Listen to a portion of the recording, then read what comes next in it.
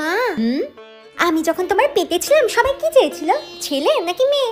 সবাই, মানে তোর বাবা ঠাকুমা থেকে শুরু করে তোর মামা দিদারাও চেয়েছিল আমার যাতে ছেলেই হয়।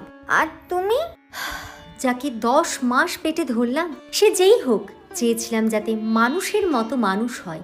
তবে আমি হওয়াতে তুমি খুশি হওনি? বোকামি, তোর এই নিষ্পাপ ফুটফুটে হাসি দেখে না খুশি হয়ে কেউ কি থাকতে পারে? তবে বলো, আমি মানুষ হব কিভাবে? মানুষ, প্রকৃত মানুষ হতে গেলে যে অনেক ত্যাগ স্বীকার করতে হয় রে মনা। সবার আগে নিজের স্বার্থ ত্যাগ করে সকলের ভালোর কথা ভাবতে হবে। প্রয়োজনে নিজে না খেয়েও অন্যের মুখে খাবার তুলে দিতে জানতে হবে। আর অন্যের বিপদ দেখে মুখ ফিরিয়ে নিলে সে কখনোই মানুষ হতে পারবে না। আর যদি আমি পড়াশোনা করে অনেক টাকা নিয়ে আসি তখন? পাগলি আমার, টাকা দিয়ে কি আর হাসি কেনা যায়, আনন্দ কেনা যায়? প্রকৃত মানুষ সেই যে অন্যের মুখের হাসির কারণ হতে পারে। মা, আমি অত কিছু বুঝি না, শুধু জানি আমি সারা জীবন তোমার হাসি হয়ে থাকবো।